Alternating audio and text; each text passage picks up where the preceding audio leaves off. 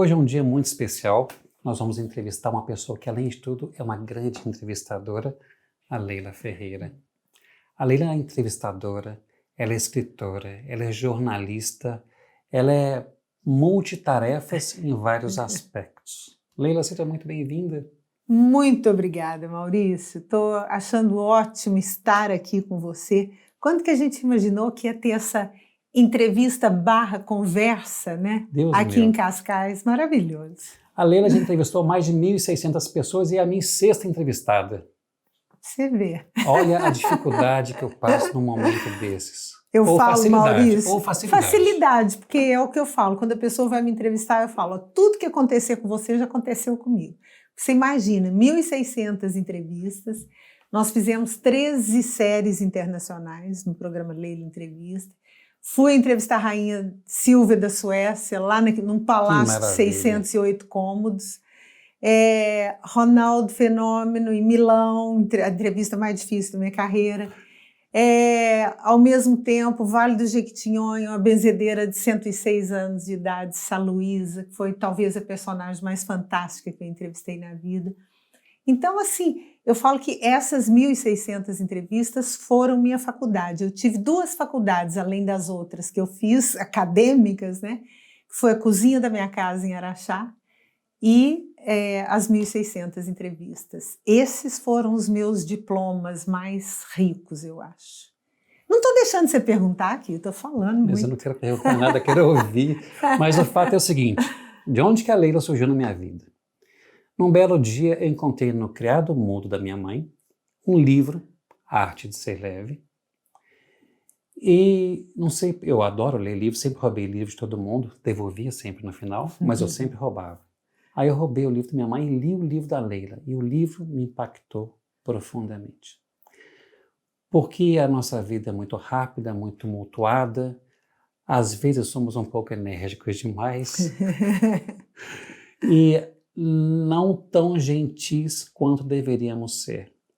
E a Leila foi com uma simplicidade de monge quase, mas com uma simplicidade, com um talento, com um jeito, com esse jeito mineiro dela, com toda a simpatia e elegância, ela me provou por A mais B que eu devia repensar todos os atos da minha vida e ser mais gentil com as pessoas, mesmo que essas não sejam gentis comigo. Então, esse é um livro que eu li uma vez e eu sinto que eu devo necessariamente ler todos os anos da minha vida. Porque não é para ler uma vez só. O que você ensinou ali não se aprende com uma leitura. E não é um livro de autoajuda, né, Maurício? Eu não tenho nada contra a autoajuda, mas eu falo, não é. É um livro de uma jornalista.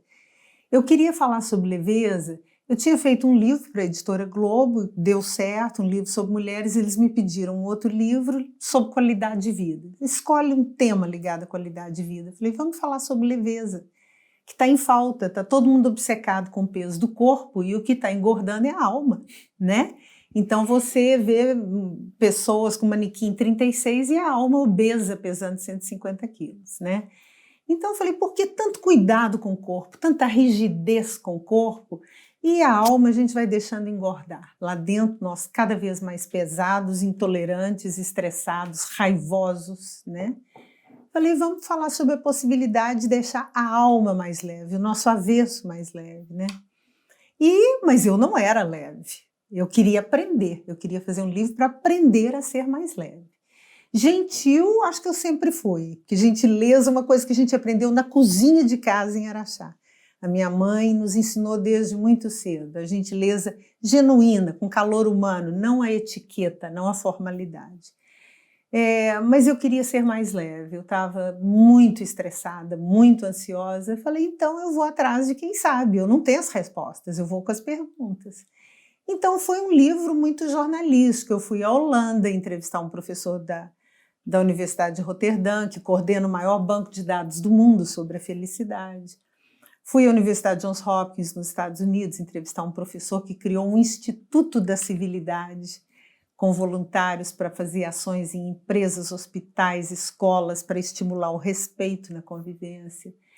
Eu rodei, fui conversar com o Mário Sérgio Cortella em São Paulo, fui conversar com pessoas simples do interior de Minas, né? Então é um livro assim que eu falo sobre a importância do bom humor, da leveza, da desaceleração, né? E hoje eu fico super feliz porque de vez em quando alguém me fala: eu li seu livro, minha psicóloga mandou ler, meu cardiologista mandou ler. Falei, meu Deus, eu sou a pessoa mais mal resolvida do mundo e estou ajudando as pessoas de alguma forma, tá bom demais. E a sua pesquisa parece que ela foi concluída aqui em Portugal. Foi. Na hora de escrever o livro, aquela agitação e tudo, eu falei, eu tenho que dar uma parada. Eu precisava entregar num prazo muito apertado.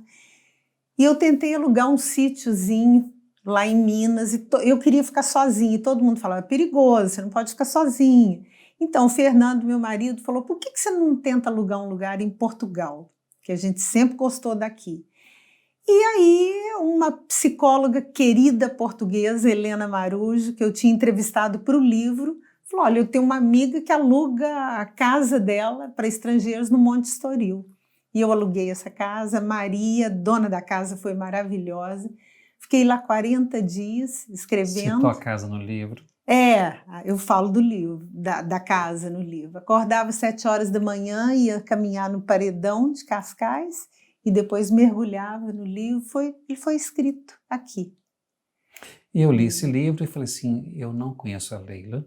Sempre conheci a Leila, mas não conhecia pessoalmente. Mas um dia eu quero dar um abraço nela. Aí, falei, antes do abraço eu vou mandar um e-mail. Mandei um e-mail para a Leila.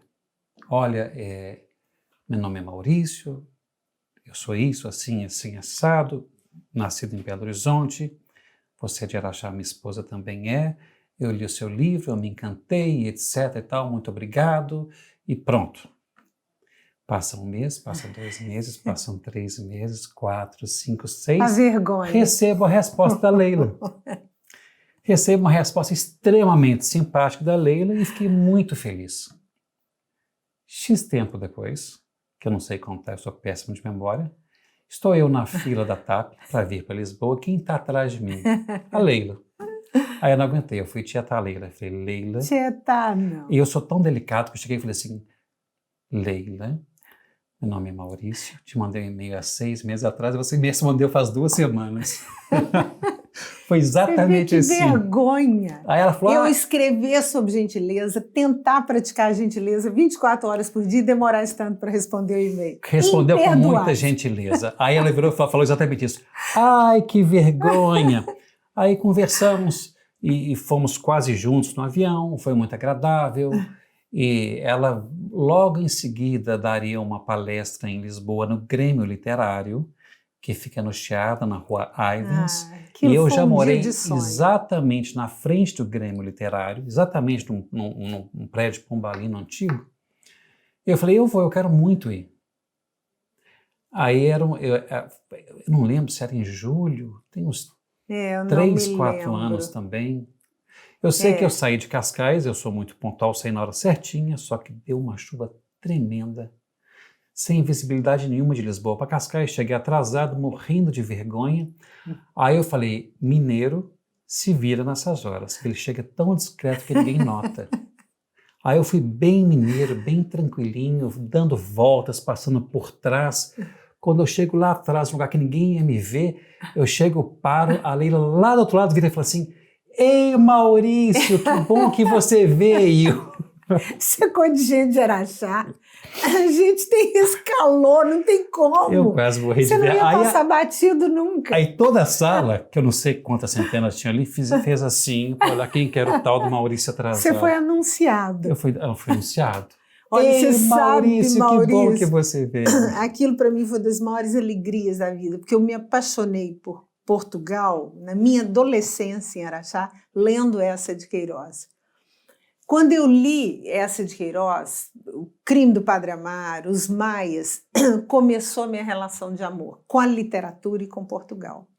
Então, quando eu vi que eu ia fazer uma palestra no lugar onde essa de Queiroz passava os dias dele, escrevia, escrivaninho onde ele ficava, no Grêmio Literário. Aquilo balançou meus alicerces. Que realmente é um lugar incrível. Nossa, eu agradeci muito a Deus aquele dia, aquela oportunidade. Foi uma coisa mágica para mim.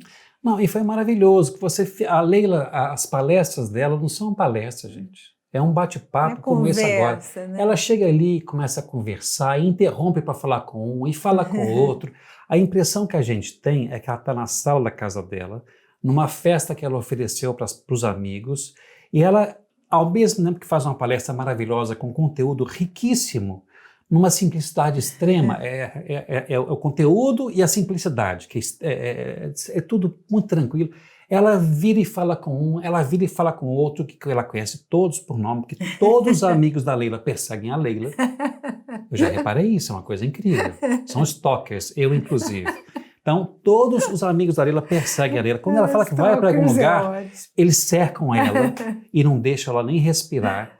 Então, foi assim no Grêmio Literário. Depois você foi na FENAC lançar seu último livro. É claro que eu fui também, mas eu cheguei bem mais cedo para não correr nenhum risco. Foi outra alegria que eu fui apresentada por um dos meus escritores preferidos, que é o José Eduardo Agualusa, o angolano, né? E quando eu vi o Agualusa me apresentando, eu falei, hoje eu posso morrer.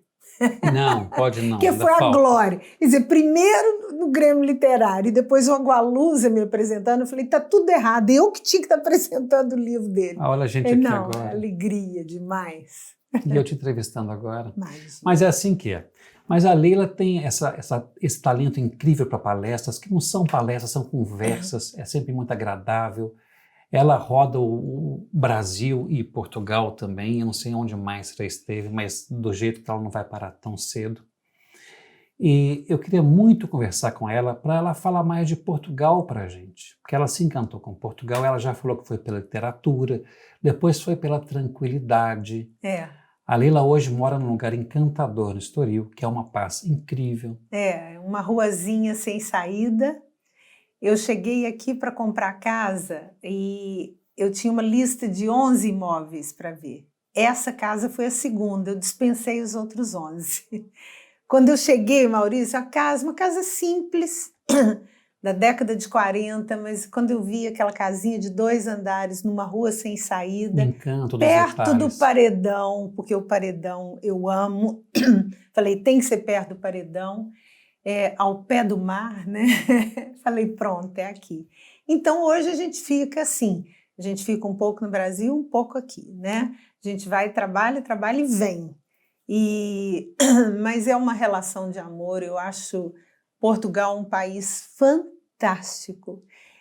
Eu nunca vi, eu escrevi um texto para a revista de bordo da TAP e eu falei isso, acho que foi nesse texto mesmo, que eu nunca vi tanta beleza caber num espaço tão compacto.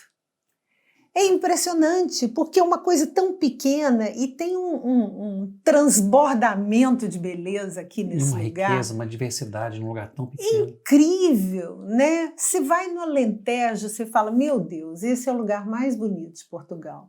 Mas aí você vai no Douro, você fala, não, eu acho que é aqui. Aí vai para o norte. Mas aí você vai visitar, aí você vai para o norte, aí você vai visitar as aldeias. E é uma coisa assim, aí você chega no Cabo da Roca, mas aí você vai no Cabo Espichel. Aquele Cabo Espichel, para mim, é uma coisa de cinema. Parece que não tem fim. É uma coisa mágica. Eu escrevi sobre o meu encontro com um pastor que estava ali com as ovelhas naquele lugar.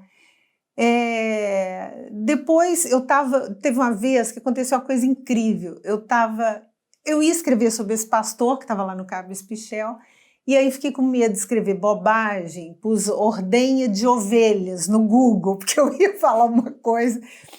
E aí saiu uma matéria antiga sobre um pastor cego, lá na fronteira com a Espanha, eu sempre confundo o nome, é Avelanoso. Porque aqui tem Vimioso e Vimieiro, lá eu acho que é Vimioso, e a aldeiazinha Avelanoso. Falei, como assim um pastor cego? Faltavam 2 dias para a gente voltar para o Brasil, eu falei, eu quero conhecer esse homem. E revirei a internet, tudo quanto é jeito, comecei a ligar na cidadezinha perto, achei uma pousada, por acaso a senhora conhece um pastor cego? Achei uma mulher que conhecia, ela falou, não tem como entrar em contato com ele, mas ele está aqui, ele está na aldeia, porque eu vi há poucos dias. A gente viajou quase 500 quilômetros, fomos lá para conhecer seu Antônio Anjos, totalmente cego, e guiando 200 ovelhas. Foi das pessoas mais interessantes que eu conheci na vida. Foi dos encontros mais emocionantes da minha vida. E, quer dizer, então, e aquela paisagem linda até chegar lá, aquela pessoa linda nos esperando. Então, como que você não ama Totalmente Portugal? aberto. Não tem como não amar Portugal, a pessoa tem que fazer muita força. O dia que os portugueses descobriram que Portugal é assim, vai ser incrível. Que é um país tão maravilhoso, eu sinto que os portugueses ainda não descobriram isso. Não entenderam o que tem em mãos. É fantástico. As aldeias, Maurício, as aldeias me encantam. É claro. Né? As vilazinhas. Então você vai. Monsaraz, gente, o que é aquilo? Nós vamos lá agora, essa semana. Eu falei, não volto para o Brasil sem voltar lá em Monsaraz. Aí você vai, Monsaraz, Marvão, Piodo, né? Castelo de Vide. É tudo. Aí você embrenha no Alentejo ali e você fala, meu Deus, parece que a vida chega no lugar. Você chega nos lugares aqui em Portugal que você para e fala, a vida chegou no lugar, né? É maravilhoso. O tempo para ali completamente. E você que trabalha com isso, de ajudar as pessoas a virem, a coisa da cidadania, de visto e de tudo, né? É muito interessante esse trabalho porque você está trazendo as pessoas para um lugar que é fantástico, para uma realidade. Quer dizer, o Brasil é um país maravilhoso, não estou aqui diminuindo o Brasil, não. O Brasil tem um repertório de problemas enorme, mas ele tem também um repertório de belezas e de coisas boas que é inegável. E até né? de soluções também, né? O Brasil tem saída.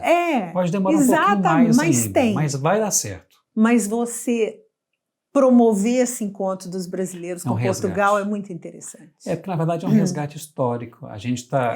os portugueses, quando saíram de Portugal, por motivos diversos, geralmente com grande dificuldade, não saíram o que queriam. Sim. Eles tiveram que sair em busca de algo melhor, lutando pela família.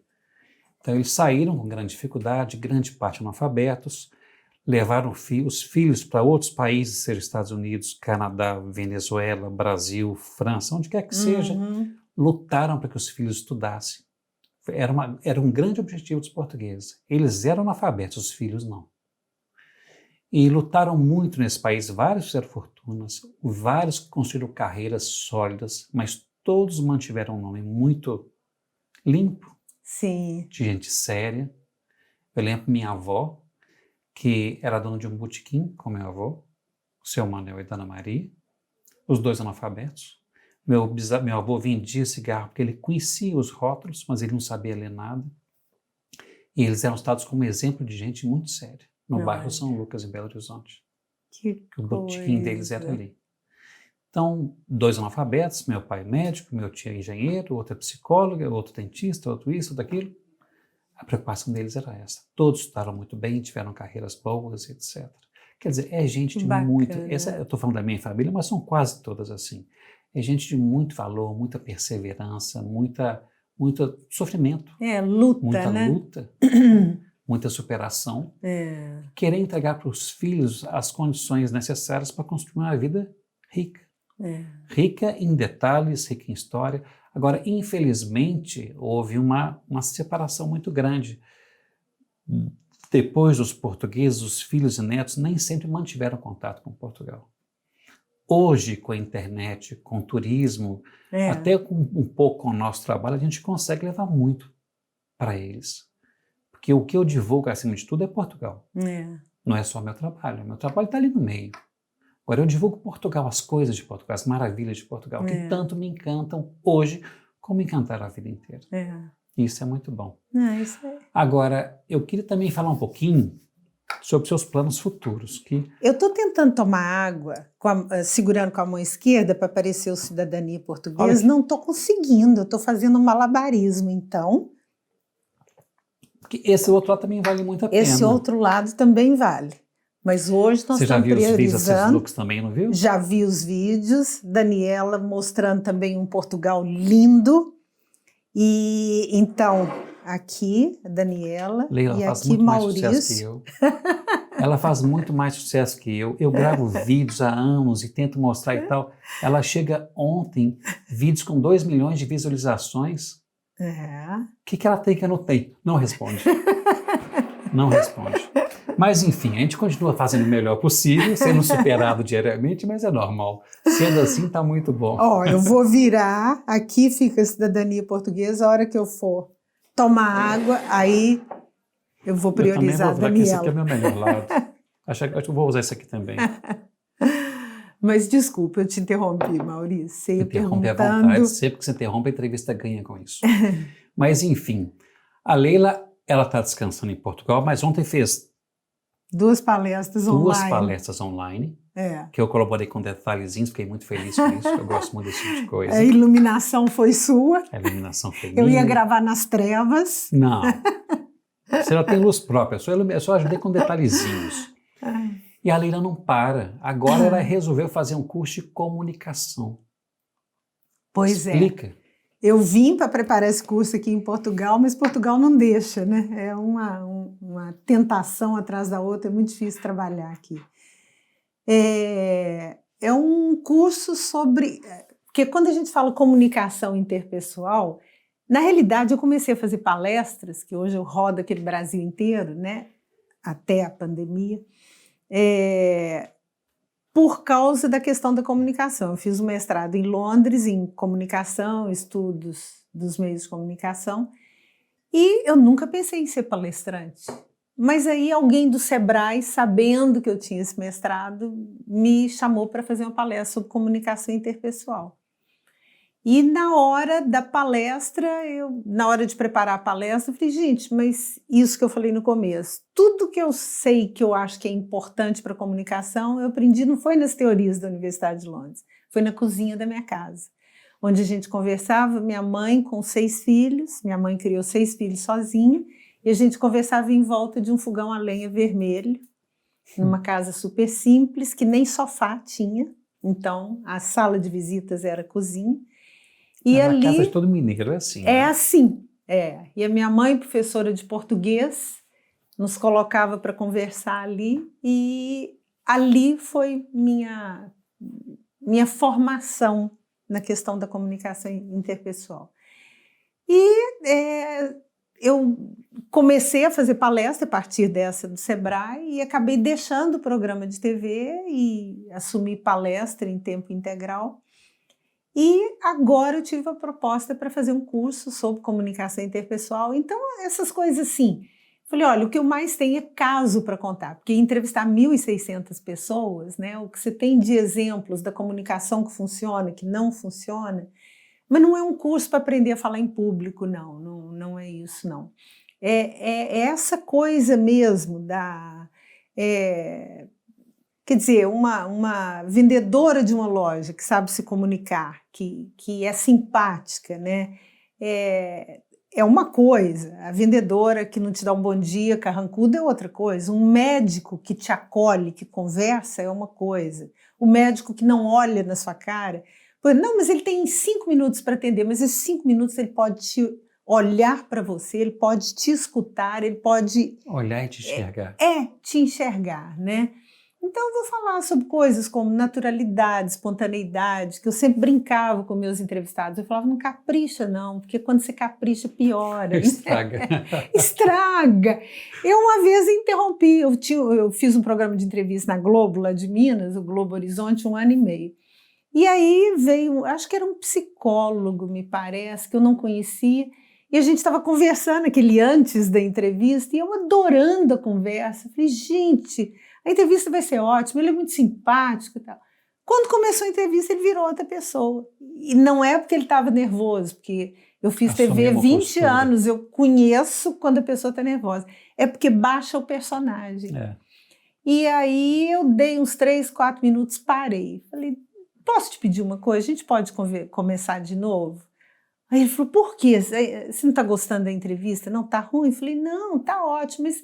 Eu queria que você conversasse do jeito que a gente estava conversando antes. Ele falou, mas eu estou conversando do mesmo jeito. Eu falei, tá não, você está caprichando. Não capricha. Se você caprichar, fica pior. Então, eu acho que a gente está vivendo, assim, Primeiro que a gente conversa cada vez menos, a gente fala muito. Hoje as pessoas falam compulsivamente, né? Eu que adoro silêncio, falo, gente, está faltando intervalo de silêncio, né? Então a gente fala muito, mas se entende pouco, se comunica pouco, né?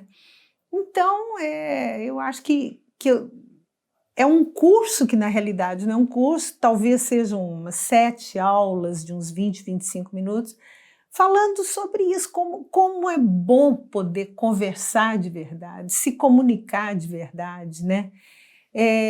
E as pessoas estão fazendo isso cada vez menos, porque a gente não conversa dentro de casa, a gente não conversa com os amigos. Eu fui visitar uma escola na França, em Estrasburgo, que eles ficaram, a escola pública de periferia, fizeram uma experiência interessantíssima. Durante 10 dias, todas as famílias de todos os alunos ficaram sem ligar computador, televisão, videogame dentro de casa para ver se as famílias conseguiam conversar.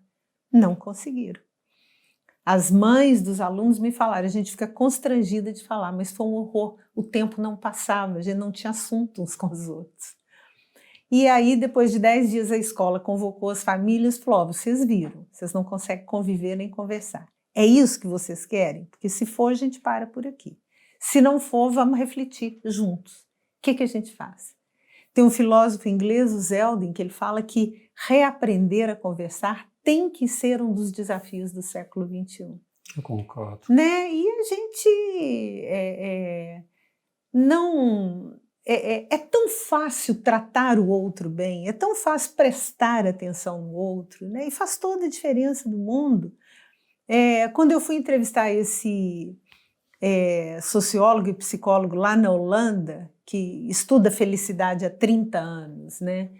Ele estuda de um ponto de vista assim, os países mais felizes, menos felizes, porque, né, 1000 variáveis socioeconômicas, geopolíticas. Mas na hora do cafezinho, que a entrevista acabou e ele me chamou para tomar um cafezinho, ele falou uma frase que eu achei mais legal. Ele falou, olha, nada garante a felicidade, a gente está cansado de saber, mas talvez a coisa que mais nos aproxime dela sejam relacionamentos pessoais bons. E ele falou uma frase que, traduzindo, é mais ou menos, vive bem quem convive bem, né? E a gente não valoriza a convivência. A pessoa quer ter qualidade de vida, faz pilates 18 horas por dia, faz caminhada, vai no nutricionista. Sozinho. Tudo isso é ótimo, mas se você tem conflitos com as pessoas dentro da sua casa, no seu ambiente de trabalho, no prédio onde você mora, não adianta, né? Você vai dormir com os radicais livres sob controle e a alma envenenada.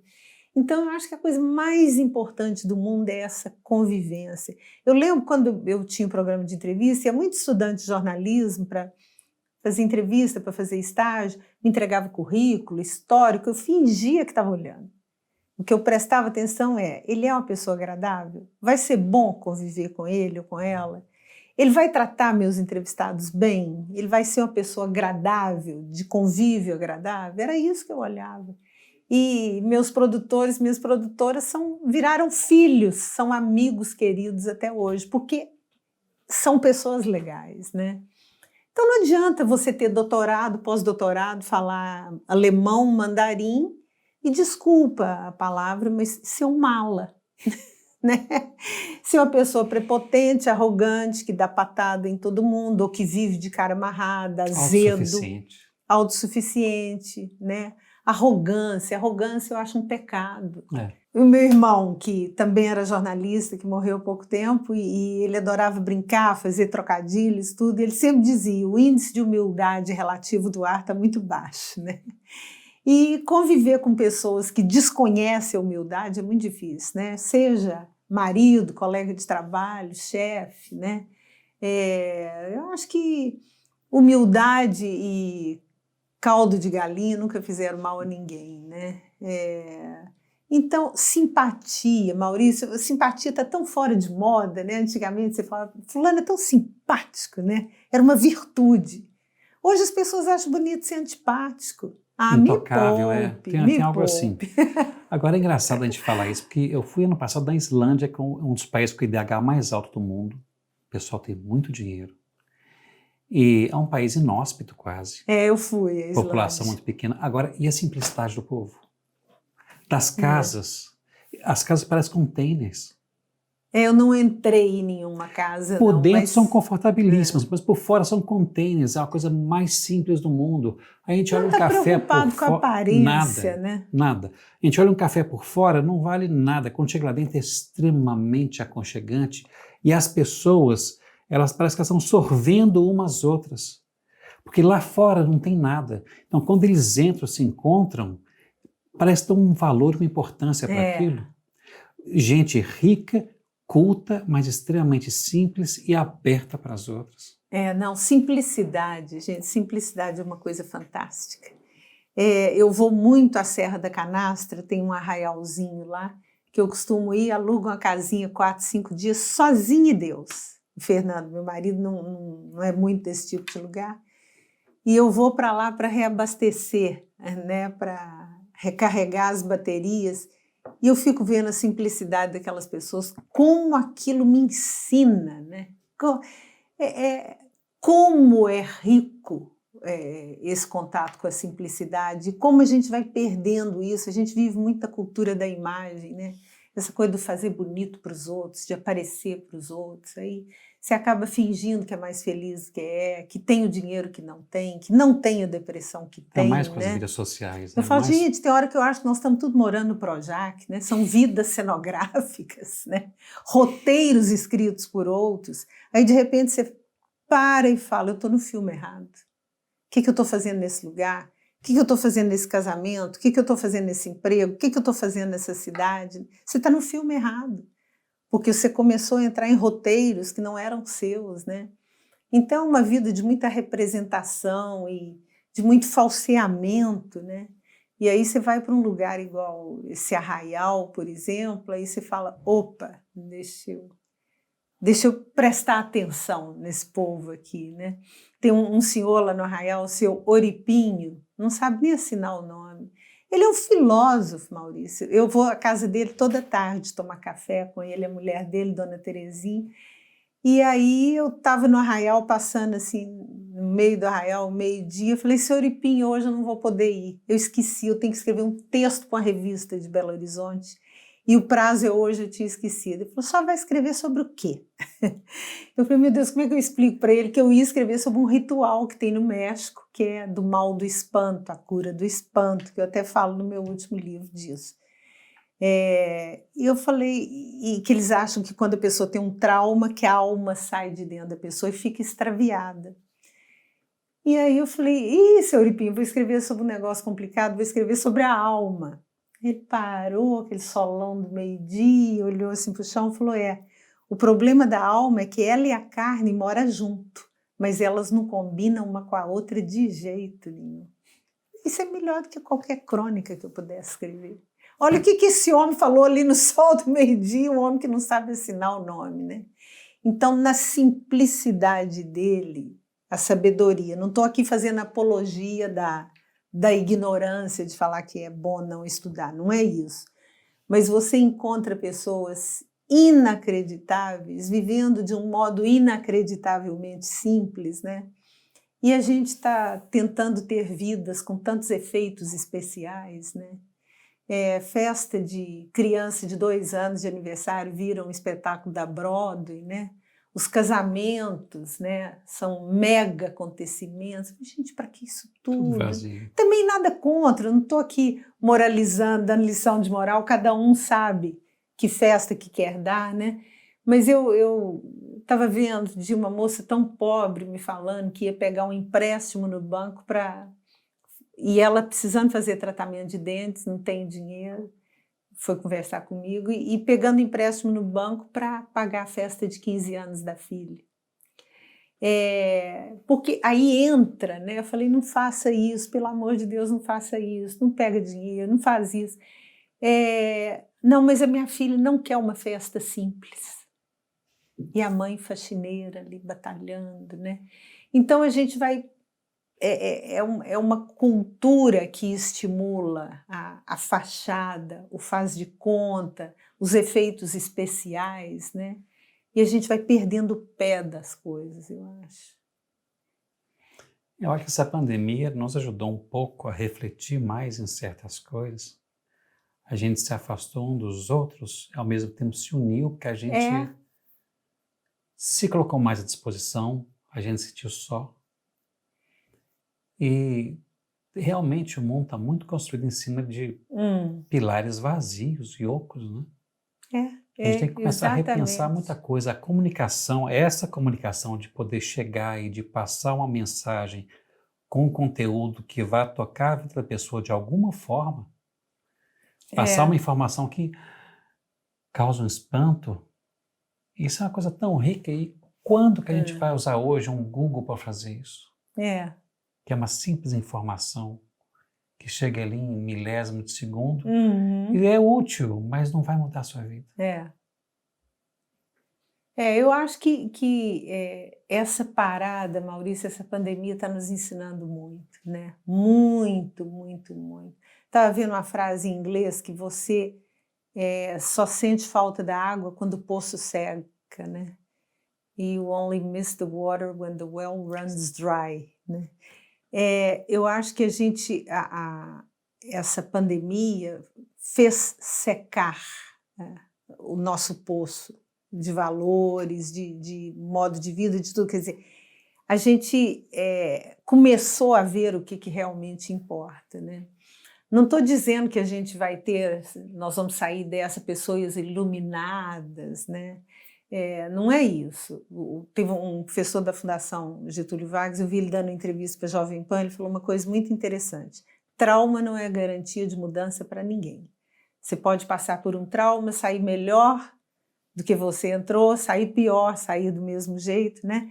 É o que ele falou. O que vai definir se nós vamos ser pessoas melhores, ter vidas melhores, são as escolhas que a gente vai fazer a partir desse trauma.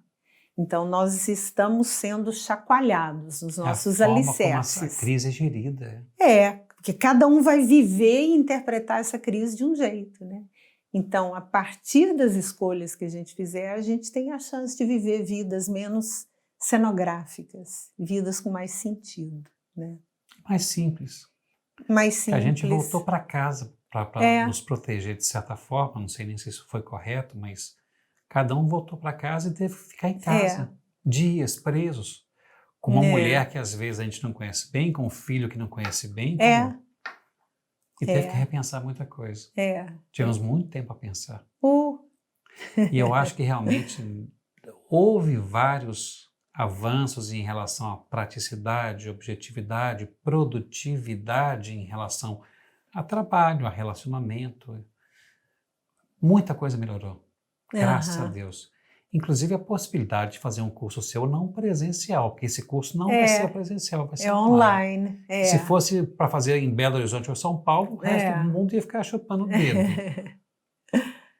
Quando vai ser isso, Leila? Fala desse curso mais um pouco, eu fiquei muito curioso. Era para formatar tudo aqui esses dias. Eu não fiz o dever de casa. Então, eu devo gravar essas aulas comecinho de novembro. Eu acho que talvez meados de novembro, final de novembro já esteja disponível. O título do curso vai ser Conversando que a gente se entende. E subtítulo, A arte de se comunicar. Né? Então, não é técnica de comunicação, é o arroz com feijão, que eu acho que a gente está esquecido dele. Arroz com feijão bem temperado. Bem temperado.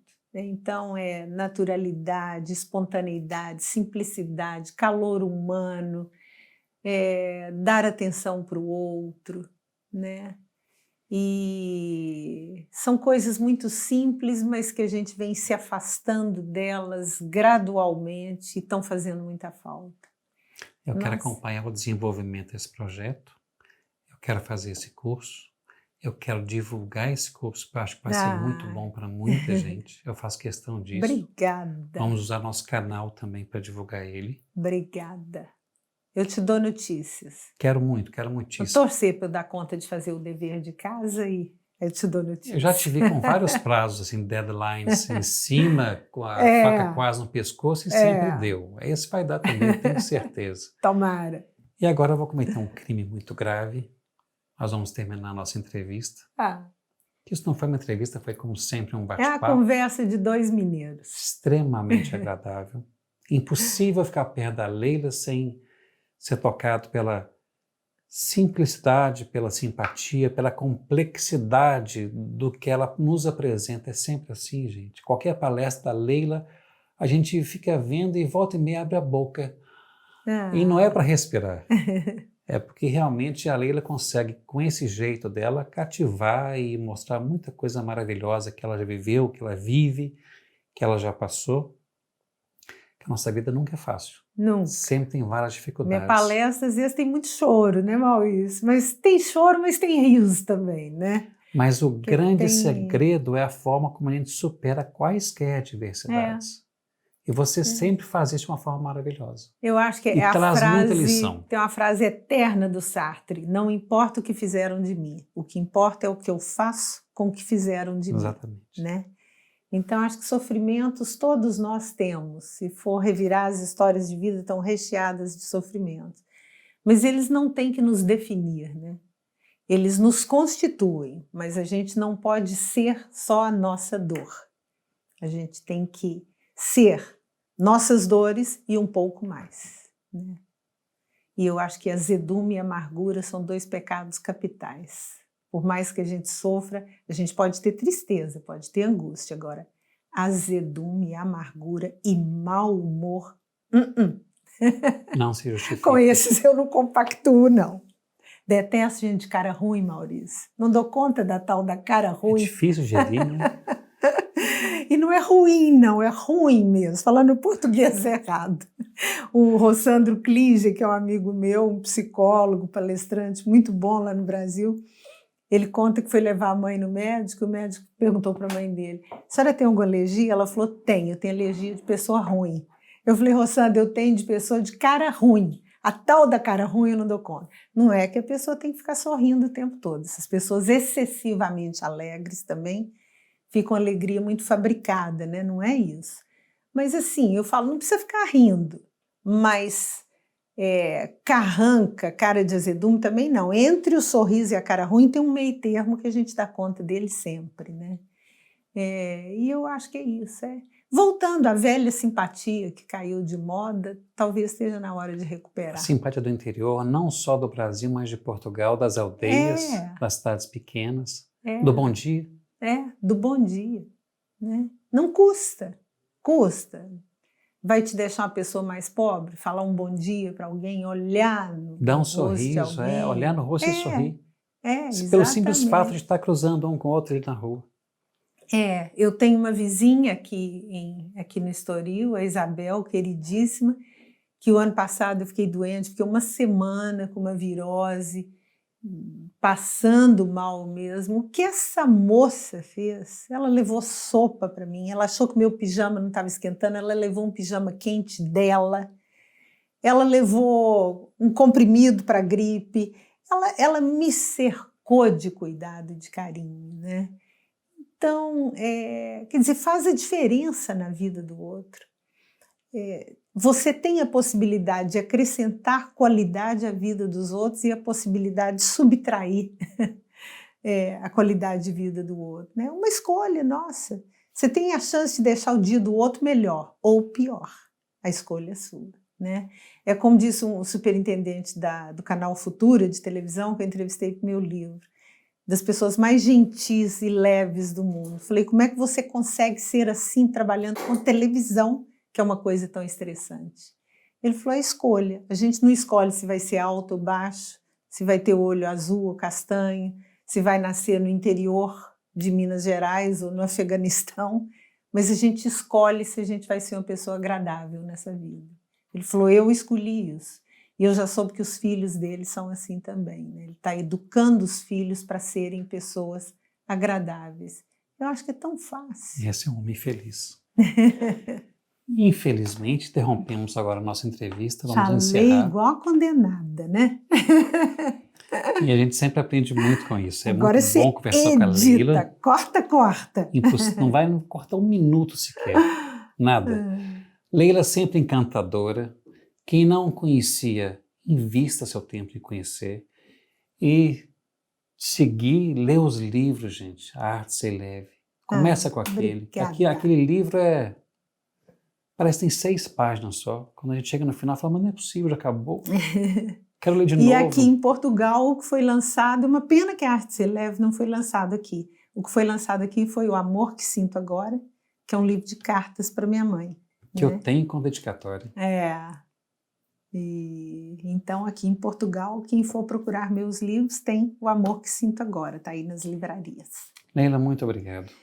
É sempre eu que agradeço, muito bom bater Maurício, papo com você. super obrigada. Vida longa para a cidadania portuguesa. Continue ajudando os brasileiros a virem para cá de forma legal nos 2 sentidos. Muito obrigado. Meu nome é Maurício Gonçalves e esse é o canal Cidadania Portuguesa.